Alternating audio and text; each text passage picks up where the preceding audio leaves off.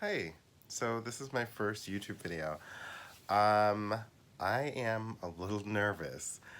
This is, it's a long time coming. I'm very excited though to be coming at you guys with this. So I wanted to do a video on basic spell formula, or at least my method. And I just couldn't find enough time within the TikTok time slot of 60 seconds to really come up with that. And I didn't want to do a lengthy series because that's not what people really want sometimes. They just want everything compiled in one place. So while this is going to be a quick video, it's definitely going to be longer than 60 seconds. I hope that you guys gain some knowledge from this, enjoy it, and if you have any questions, please contact me. Feel free to message or make a comment under this video. For a lot of you guys, you're coming from TikTok. I don't think you guys know enough about me, so I'm going to explain some things and then I'll get into the spell formula. First off, on TikTok, my name is Surf Gorgon Savant. My real name is Chris, but I do like to go by Surf Gorgon Savant. I deal with or work with the energies of Medusa, and I work with Dionysus. I also work with the white snake goddess, Byzantine. I'm not sure if I'm saying her name correctly. I've heard it pronounced differently from various people, even people in regards to that tradition, which is Shinto, that she's a part of. Their deities you can still work with, so to speak, but you can't be a part of the tradition if you're not born there,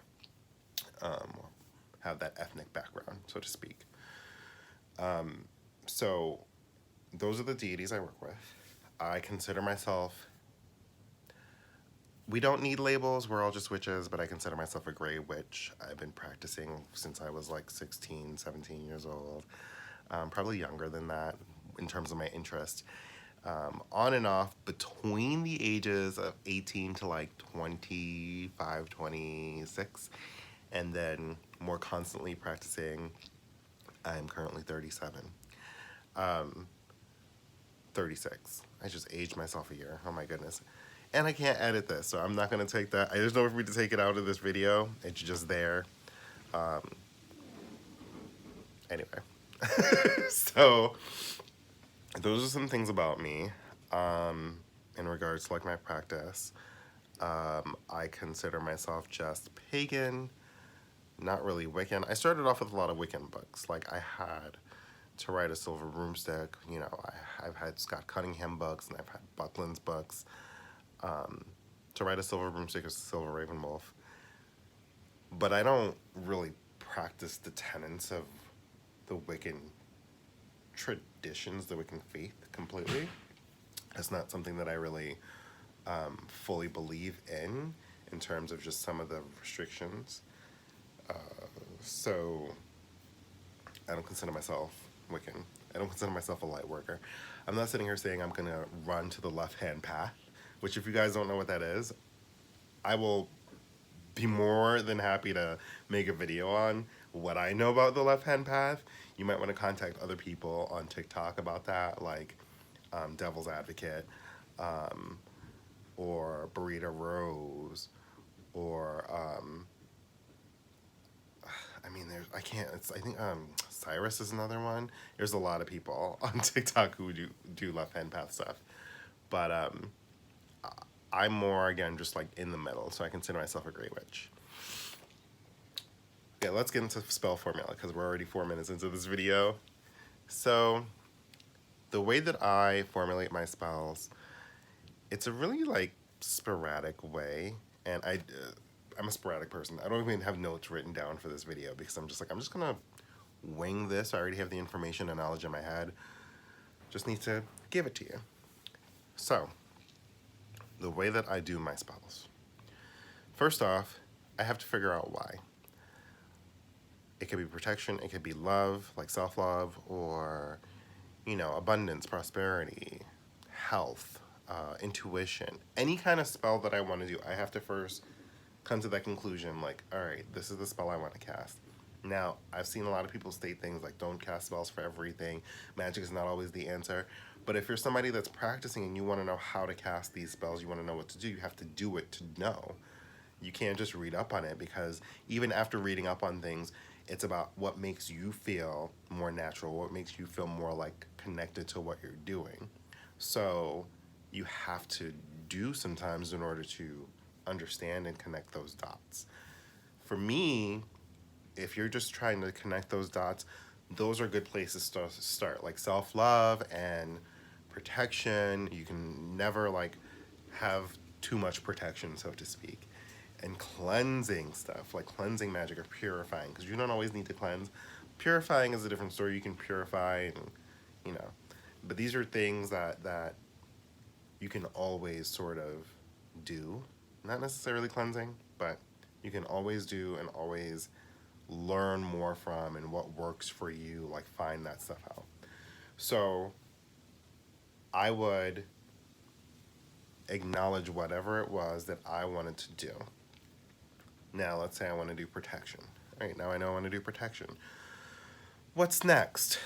All right, well, let me gather my books. So I'll gather, like I have a stack of books. I'll show you some right over here.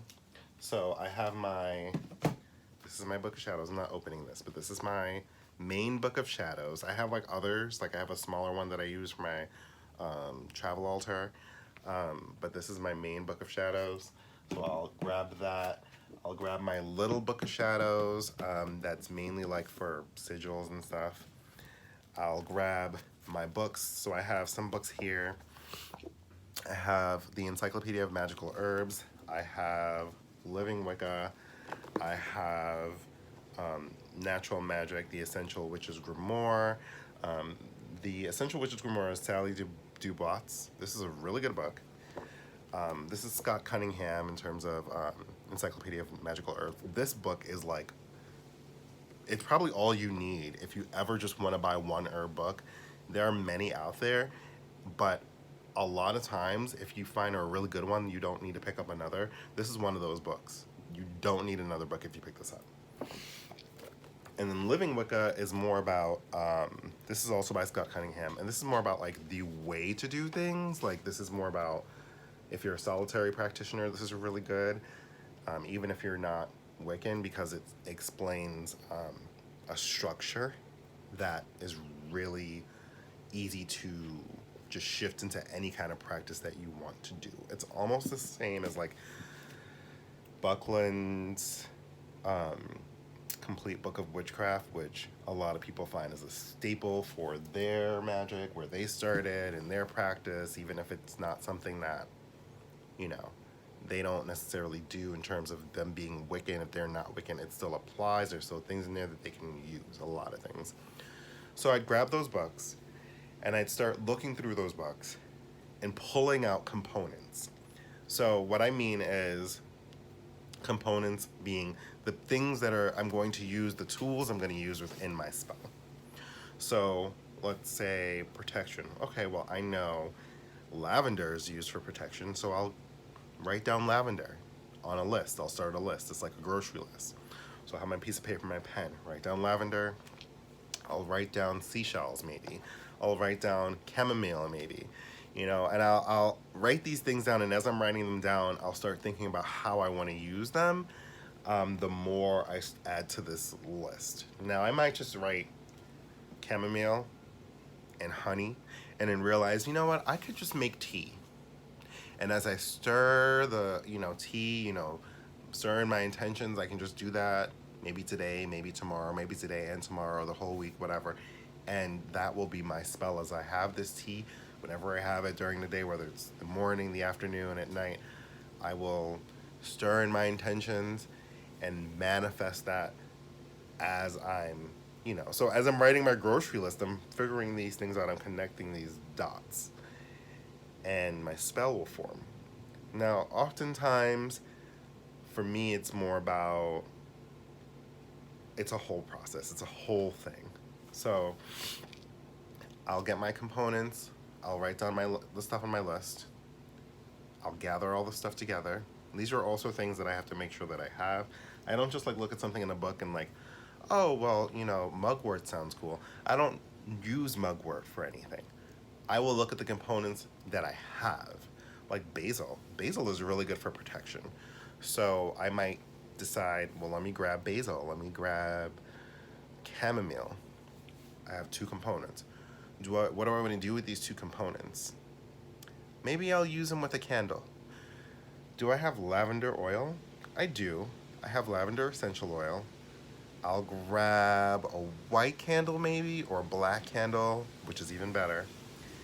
If you know your candle colors, you understand why.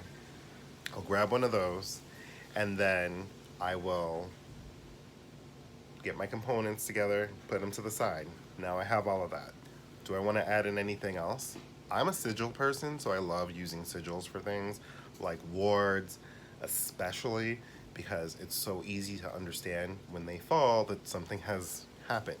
Now, it could just be that where it was placed, gust of wind flew by or something. I use sticky notes for my sigils, so it could have just been like a gust of wind, maybe something, took it down by accident, or maybe somebody's trying to mess with you, or maybe something spiritual is like popped in. So for me, it's like an easy way to find out if something's trying to come at you. I don't think wards should be used as sort of like warning signals that someone's coming. I think it should be used more so to let you know. And I don't mean like warning, like, oh, my wards are down, I gotta fix it. Like, no. My wards are down because somebody's coming at me and now I have to be offensive. I'm more of like an offensive practitioner. I will make sure that, this is not gonna happen again. You were blocked. You blocked completely. That's just me. But off topic. So I will gather my stuff, have all my components to the side, and now I will start writing down, again, anything else I want to add, like sigils, and how that's going to work. What kind of phrase am I looking for if I'm going to write, have a sigil? What am I protecting essentially? Is it just me? Is it my space? What is it? And then once I have that list together and I figure out how things are going to work with each other, I will then figure out where I'm going to do my spell. Now, you're probably like, why don't you do it? Why don't you figure out like what you want to do within the spell? Like, why don't you figure out how these components are going to really work together? Why don't you write all of that down? Well, to me, if I don't know where I'm going to do my spell, how will I know what I can do? You can't light a candle in every single situation. You can't light incense in every single situation. You might not be able to use liquid in certain places that you're in based off of like where you're at. Like, it's just, so you have to figure out where you're doing your spell, and then after you figure out where you're doing your spell, do you need to open a circle and close a circle? Is the spell gonna be not protected in the space you're in because the space you're in is not yours, or maybe you've never protected the space, like maybe you've never, cleansed the room. Do you have to cleanse it? Do you have to purify it? All that stuff.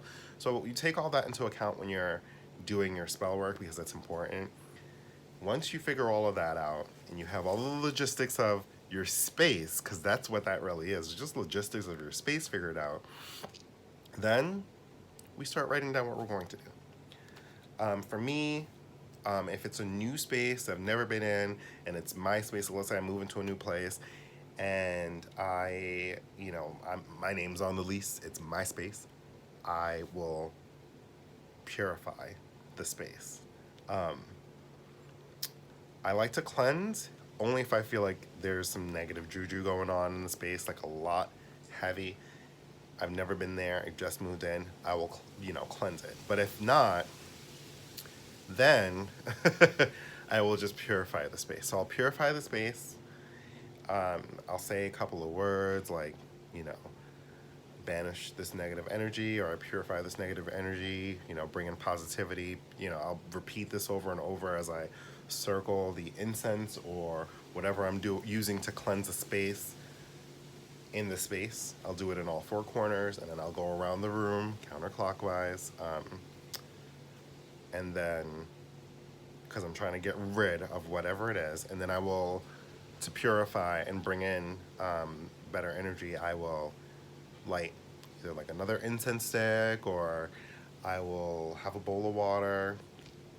It'll have salt in it, and then I will just go around the room clockwise and sprinkle it around the room, bring in some positive energy. After I do all of that, or after I've written that down in terms of what I want to do, because we're still in the process of figuring out how we're going to process the spell, like we're still writing things down. After I write that down, I then figure out if I want to do a meditation. For me, meditation is important. I like to meditate beforehand because it helps me just focus. It helps me really gather the energy of whatever it is I'm trying to do. I understand a lot of people say grounding is something you should do, and that's true.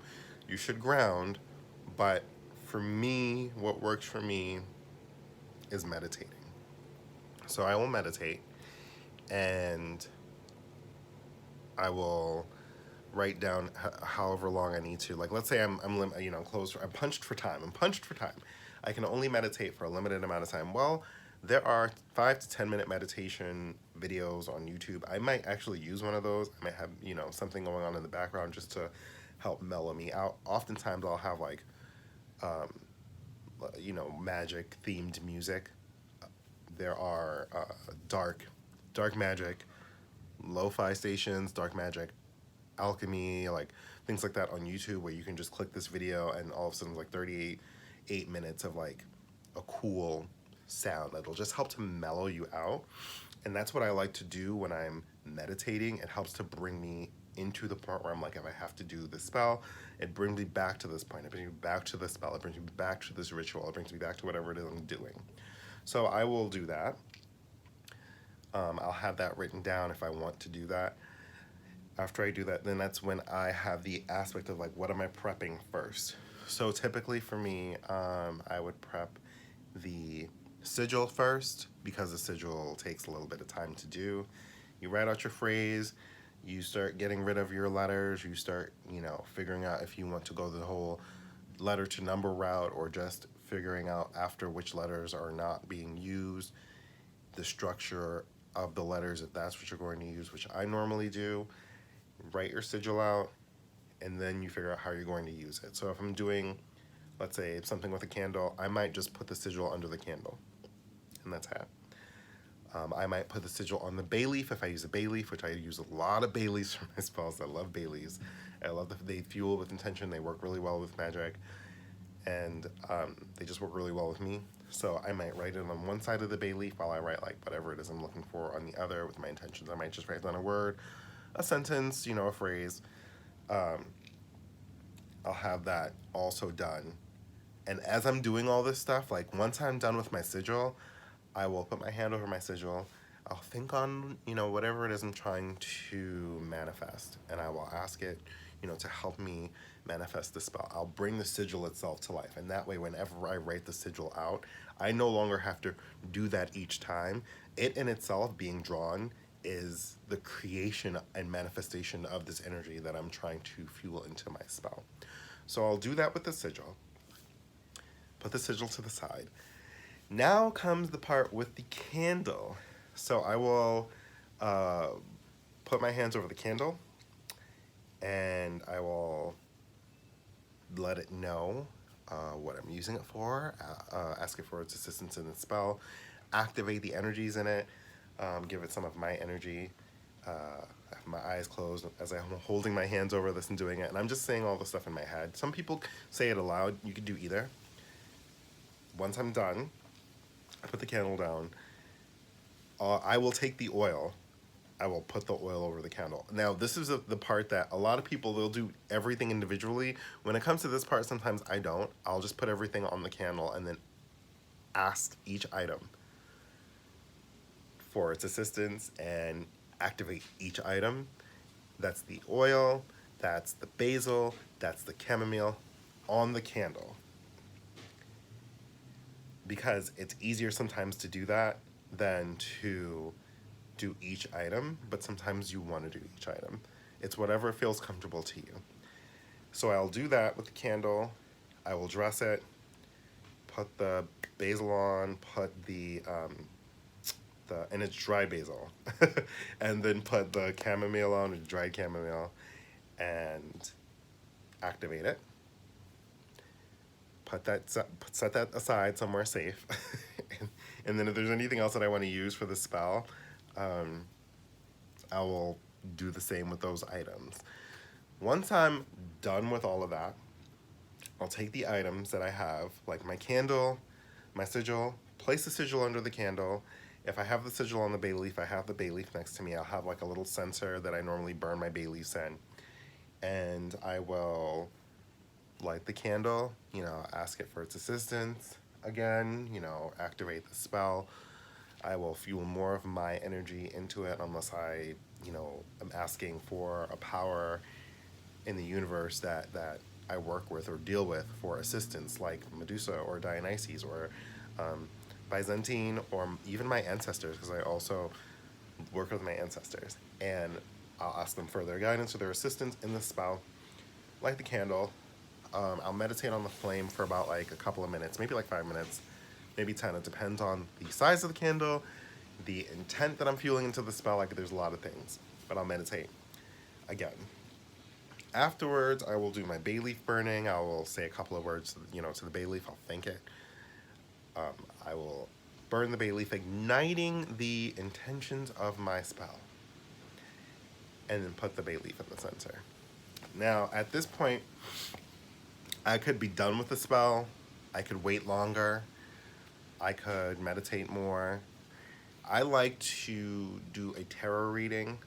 I'll pull a card or two to see where my energies are, where the energies of the spell that I'm casting is, and if the spell itself needs any extra kick. I will go from there after I do all of that, and then I will thank, the powers that be for assisting me with the spell. I'll thank the powers that be for helping me, whatever power that I use. If I didn't ask any assistance from anything, I will just, say, with this I close the spell. And that's pretty much it. Like, I'll say more than that. It's more elaborate. I would advise you to come up with your own sort of exit from your spell, like way to like exit out of that spiritual space in your head when you're doing the spell, that connection. And then I continue to let the candle burn, or I might snuff it out. It depends on if the candle is meant to be like a 7-day candle where it's burned for a couple of days. If it's not something like that, or something that I want to last long and it's just gonna burn, I just let the candle burn in a safe space and I go about my business. So that's one way that I formulate my spells. It's very simple. It's real, like, easy for me because it works for me, and it might not work for you. It took me a long time to figure out that formulation, because a lot of times we read these books and we start practicing the things that are in these books to try them out to see if they work for us. And there's so many books out there. It's like, what's gonna work for you? How are you gonna figure out what works? You have to try it, though. I'm not saying try every single spell in a book that you find, but find something that's simple. If it's a spell that like helps, with the fruition of a plan, maybe cast that. If it's a spell for protection, maybe cast that. If it's a spell for self-love, maybe cast that. Gather your components. Start simple. Start small. Don't try anything too big to the point where you feel like it's too much for you. Don't let it overwhelm you, because it's all about your comfortability. When I cast my spells, they're very simple. I use my components. I use my formula. I have my method. And when I deal with my deities, I know that I have that spiritual backing from them, for my own wards, for my own protection, from the energies of Medusa. So it took me a long time. I've only just recently gotten completely comfortable with everything that I've been doing, because for years I had been reading all these other books on different paths and different ways to do things, and finally it just like came to me. I'm like, this is just what I like to do. I've been doing this all along. I don't need to change anything. When you formulate your spells, that's what's going to happen. You're going to realize what works for you. You're going to listen to other books. You're going to see people say things about things and the way to do things, the right way, the wrong way. If you're not appropriating anybody's culture and you're not harming yourself, you're all good. You're all good. Because some people will say there's a wrong way and a right way to do things. There is, but that's on certain levels, like cultural appropriation. Definitely a right and wrong way to do things. We do not cultural appropriate in terms of magic. When I used to cleanse years ago with sage, and I didn't understand the whole not using sage, and now I get it. White sage specifically, I get it. Am I going to tell you not to do that? I will say that there's so many ways to cleanse. Why do you have to use white sage? If you're just used to using it, I would talk to someone who is of that culture and see what they say. I just know for me, I just decided I'm not going to use it. So I cleanse with other things, you know, and I'm okay with that. But I had to learn what those things were, and now that I have them as a part of my practice, I use those things quite often to cleanse, and I use things quite often to purify that I always use. And every once in a while I might add in a new element or a new ingredient, but for this, you know, baseline, I have my ingredients that work for me. When you start your Book of Shadows and you start doing your spells and your rituals, some people will tell you to record those things. I don't. I record ingredients and components that work and that make sense for me and how I use them, why I use them. It's just easier that way. Like chamomile and lavender, those are two things that I always use. I love using those things because they're so easy to come by. They're so easy to help manifest the things that you want to manifest, and they just feel so personal. And that's how those things should be. When you start your spell work, and you start writing a grocery list down, look at what you have. Look at what makes you feel comfortable. Look at the things that you know you can have access to, that you can get.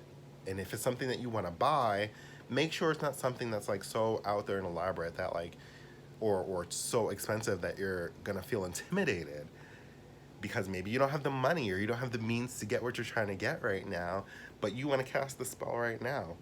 Well, if you're not gonna get that item, then you're not gonna be able to cast the spell. So why would you add that extra like negative energy, you know, that anxiousness to that? Don't do that to yourself. Just work with what you have, figure out how that works, and understand that all the components that you're using have so many uses. Pen and paper with sigils, amazing. You can burn sigils, you can, you know, wear them as charms, or, you know, have in your pocket as charms. You can write them on certain objects or items to protect or infuse the energies you're trying to infuse and manifest into those things. And that's just pen, you know, pen and paper or marker. Sigils, amazing, great way to start. Candle magic, there's so many different colors. White you can pretty much use for almost everything.